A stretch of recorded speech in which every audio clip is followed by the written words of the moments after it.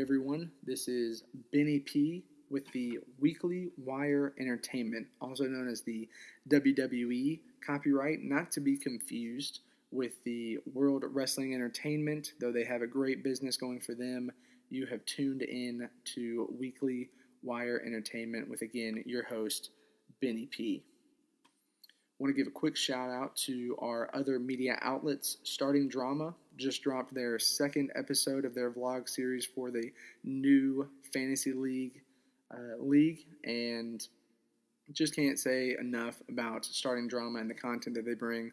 Premium guest speakers and just premium content for your fantasy football needs. So definitely want to give them a look.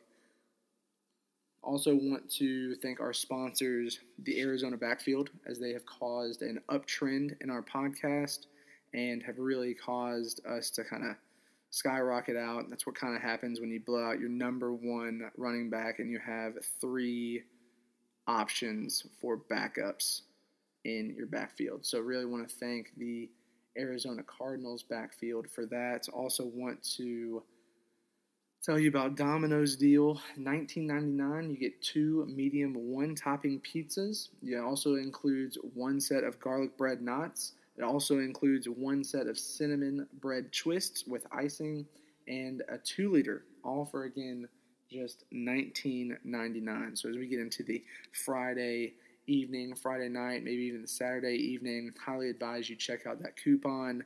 It did wonders for me, and I highly, highly recommend it.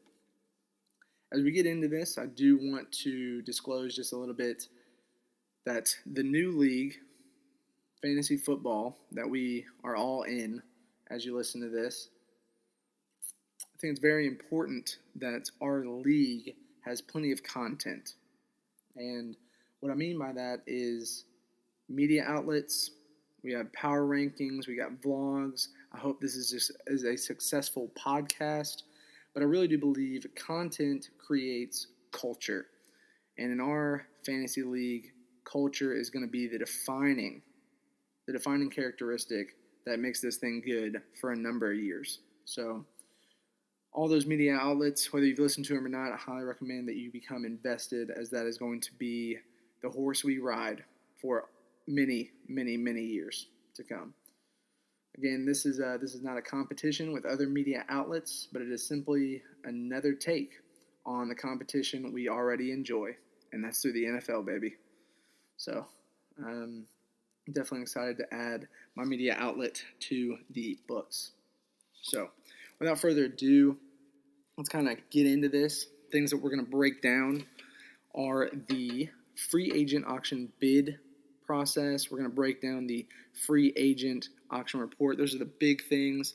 Might even do a little bit of diving in to particular teams and what it is that they were kind of up to in making these decisions. Now, when I kind of get into this free agent auction bid process, and for those of you who haven't used it yet or maybe don't plan on using it because you have no idea what's going on, all this is essentially your parents have given you an allowance of $100 bills, okay? And they tell you, listen here, little Jimmy, this $100 that I'm giving you, it's good for the next 16 weeks, next 16, 17 weeks, whatever it is that we do in our league. And I want you to be careful how you spend it, because if you spend it all at once, I mean, you might not have any money left at the end of the season. Like, well, okay, Dad, I'll do what I can. And so this is the general breakdown that I've seen from players in our league and how they have used the allowance of $100. And maybe you disagree, maybe you agree, but I've got a wide variety of scenarios here that I've seen in our league. I've seen some use their allowance for the emergency situation. They save their allowance for an emergency situation, therefore granting them peace during the season, for they know when the time comes, they will be ready. You see a couple people doing that in this league, saving their money. You also see some people who are forced to spend their allowance because their time of need has already come. You also see some people that see great potential and foreseeable increase to their depth on the roster. So they invest wisely and frugally in their depth and in their future. And then there's others that take their allowance and go blow it on the first car they lay eyes on.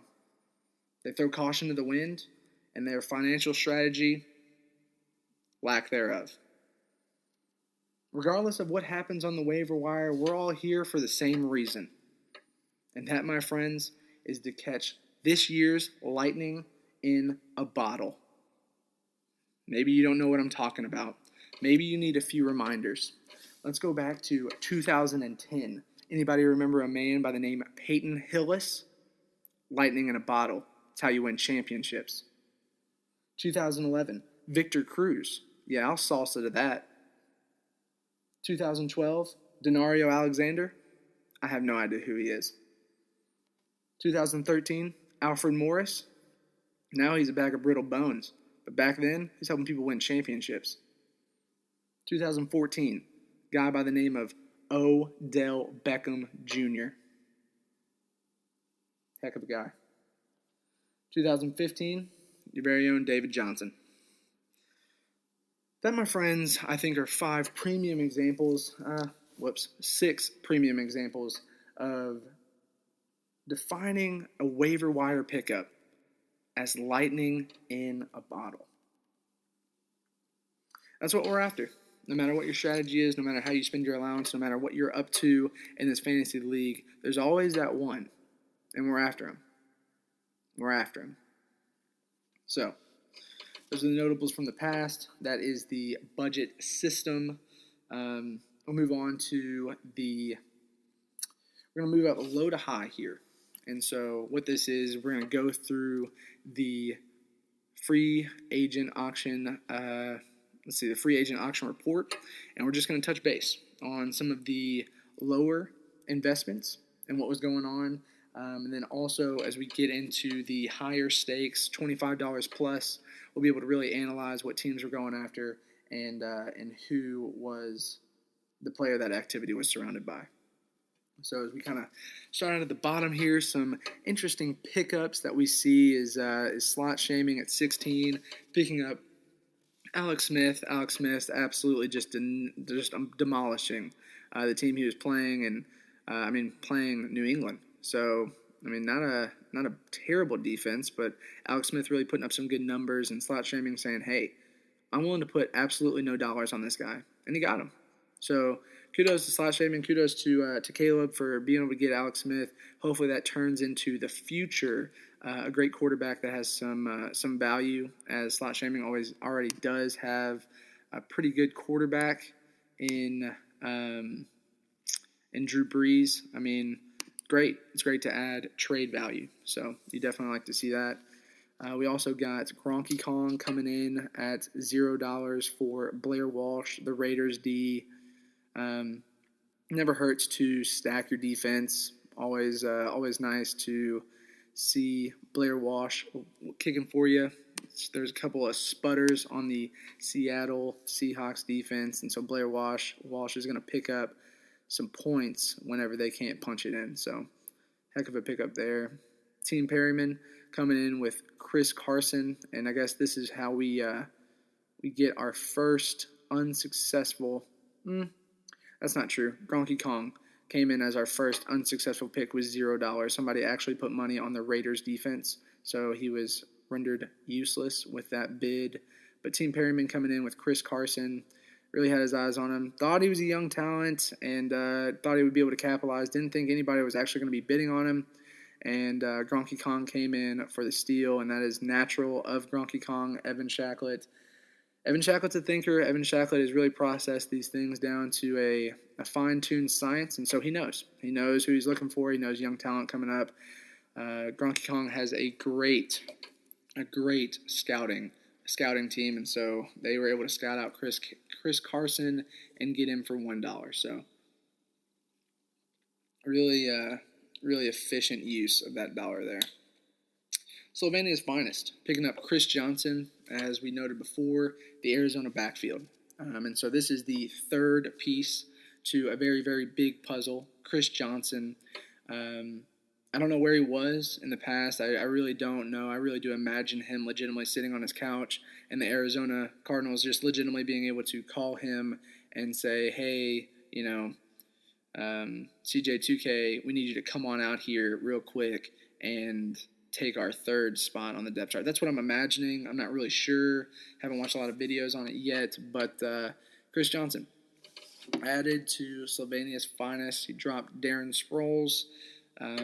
So Darren Sproles is out there. I think some people went after him recently, but big pickup there with Chris Johnson as we kind of get into a little bit more of the nitty-gritty stuff. This is where people actually bid a lot on some people.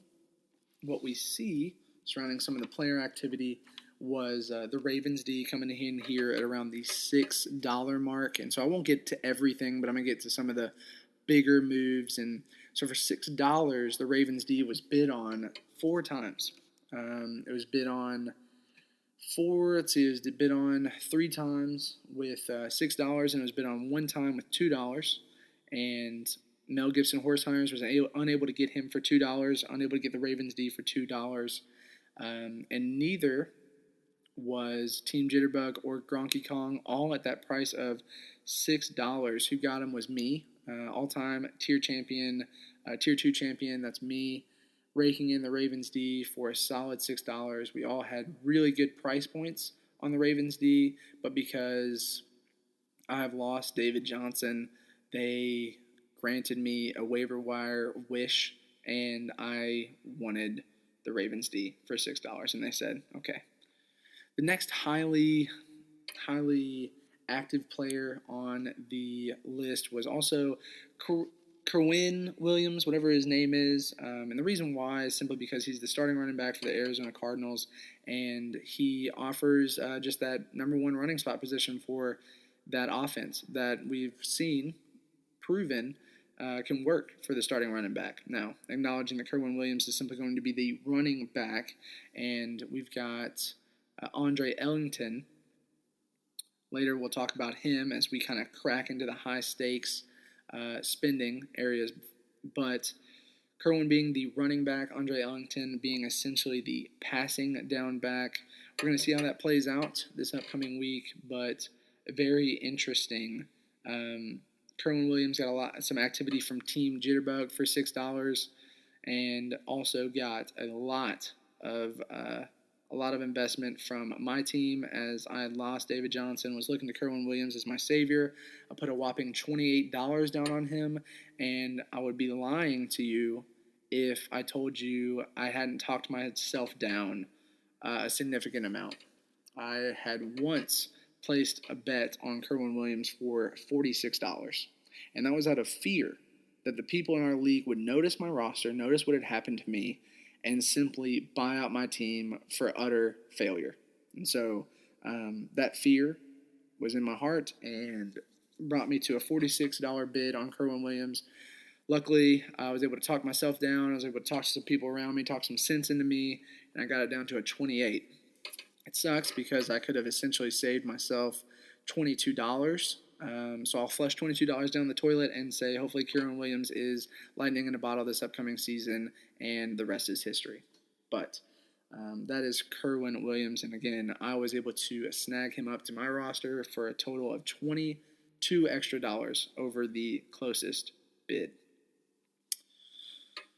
The next biggest person that got some activity on the free agent auction bid was Tarik Cohen. And so as we kind of talked about earlier, what are we all after? We're after lightning in a bottle here. And what does lightning in a bottle look like? Well, it looks like Tarik Cohen. It looks like a little joystick monkey man running around and dropping a whopping 26-something points. And that's awesome. And I think if I was going to, again, label what it looked like to be lightning in a bottle, it would be Tarik Cohen. Sorry, 17.3 points. And that coming off of, again, I watched the whole entire Chicago game, and every single time he got the ball, it was amazing. But 5 attempts, 66 yards, and then he was also able to catch a touchdown And, I mean, when he caught that touchdown, it was absolutely amazing. He caught it, turned upfield, and then completely bulldozed some dude into the end zone. So he had 8 receptions for 47 yards and 1 touchdown, getting him up to that total of 17.3. Again, coming essentially out of nowhere. Nobody was really anticipating this.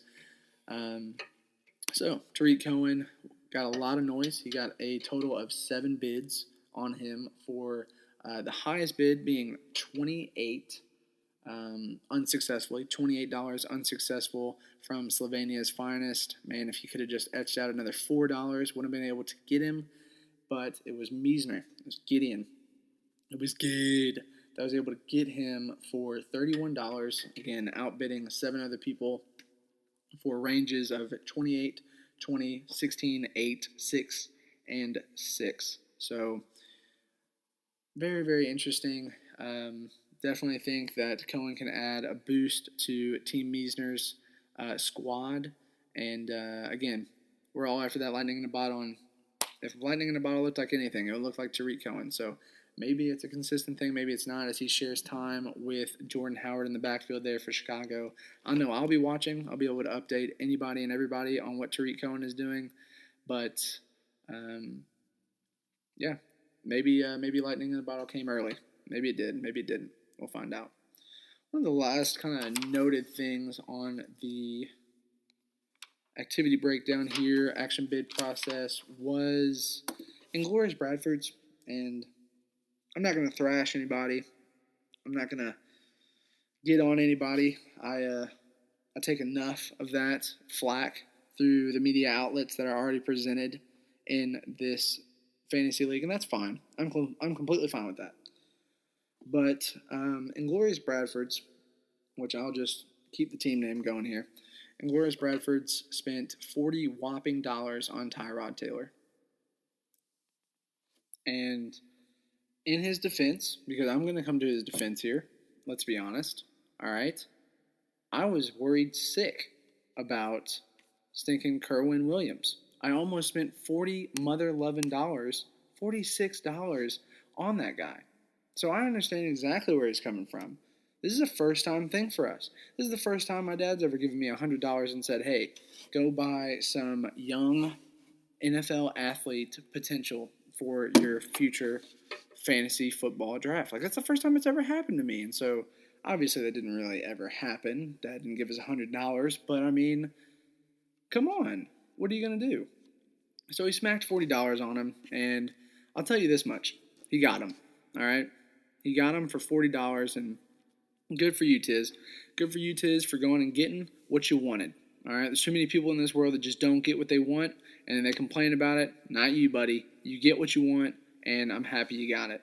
Also wanted to note that he spent, Tiz, our boy, did pick up a pretty good pickup for $25. Andre Ellington, considered putting a good amount of money on Andre Ellington myself. So spending a total between those two picks, $65 of your 100 total. And I believe there's another purchase, Chris Thompson, again, went and got him. So, I mean, when I'm looking at what Inglourious Bradford's did, first week went by, they said, hey, listen, I want him, I want Chris Thompson, I want Andre Ellington, and I want Tyrod Taylor. What did he actually go do? Well, he got 100% of what he wanted. And I can't say, well, I'll take that back, dang it. Wait, nope, yes I can. I can confirm that. Sources have confirmed he got 100% of what he wanted, which a lot of people in this free agent auction bid can't say. They can't say that. I know Slovenia's finest can't say that. Didn't get Tariq Cohen. I know Team Auger couldn't do that. They didn't get Cohen either. I know that Mel Gibson Horse Hunters didn't do that. Well, yeah, I mean, didn't get Jarvis Allen. And so, I mean, you just see this repeating theme where there's a lot of competition there. So credit instead of thrashing to our boy Tiz Inglourious Bradford's for going out and getting what you freaking want, okay? Because that's what this league's about. You're gonna go get what you want. So, $40 on Tyrod Taylor. I hope he turns into great things for you. I also hope Andre Ellington breaks his leg so that Kerwin Williams is the only legitimate back in the backfield. So, yeah. But that's a lot of our player activity for the day. Wasn't trying to make this a lengthy vlog by any means, but we have gone through essentially the low stakes, under 25, and the high stakes, $25 more. We got the $40 for Tyrod Taylor, Tyreek Cohen, 31, Kareem Williams for 28, and Andre Ellington for 25. So good high stakes action there. And we went over a little bit of the player activity. Not going to get too much into the roster breakdown. It's plain and simple. Example, Gronky Kong, one of the Ravens D. Simply because when we look at Gronky Kong's D, they picked up the Rams. And they're actually pick ranked number 1. So I'm going to go ahead and eat my words on that one. Not sure that the Rams are going to be able to do that consistently throughout the season, but failed to get the Ravens. Got the next best R, Rams. Good for you, Gronky Kong. Also wanted to note that Gronky Kong is one of the worst names in the league simply because I absolutely despise Donkey Kong. So, as we kind of close things down here, I know you're probably wondering, what about the other roster breakdown? The reality is that it's 1:47 in the morning right now, and I wasn't planning on this taking this long, and honestly, I had to download GarageBand, I had to download this podcast thing, I had to do all this stuff that I really wasn't anticipating doing, so I'm just going to go ahead and nix that, and I'm also going to note that, full disclosure, this may not be a weekly thing by any means, this may not, because the board of directors of the Waiver Wire Wednesdays, not every week is going to be as active as it was this week. But I know that they gave me a call, they gave me a ring-a-ding-ding, and they said, hey, listen, we need someone to cover the activity that's been popping on the waiver wire. So, gave me a call, I did what I could. So covering all those bases and kind of moving on, I hope everybody, again, kind of leans into the fact of what I mentioned earlier. Content creates culture. That's what we're doing. We're unifying this here fantasy league, and love all the media outlets, love the group me, love the power rankings, and really excited myself, Benny P, to actually be able to come on air with Starting Drama for their episode 3. It's already kind of scheduled out. Some secretary let me know the other day that we're going to be doing that. So really excited about meeting up with Caleb and shooting the breeze. I will say, full disclosure about my team, not that you actually care, but team morale has never been higher. We're really looking to take a bounce back and really prove the haters wrong. A lot of people really think we're hanging on by a thread, and the reality is that we are, because we did lose the absolute number 1 pick in the draft, and it's unfortunate. But I really think we're going to bounce back. We did get the waiver pickup that we needed to somewhat stay above water, hopefully. Hopefully pick a few wins away and get in the playoffs somehow is the goal. So we will see how that goes. But for now, that's all I got. Again, just want to touch back on the sponsors. Thanks again, Arizona Backfield. Thanks again, Landshark. Thanks again, Domino's. Again, that deal is 2 1-topping medium pizzas, 1 set of garlic bread knots, and 1 cinnamon bread twists with icing, and 1 2-liter, all for $19.99. That's a heck of a deal. Don't forget to tip your delivery person. Thanks so much for joining us here on Weekly Wire Entertainment, WWE. Really excited. You guys will see me next on Starting Drama. So hopefully see you guys next on Weekly Wire Entertainment. See ya.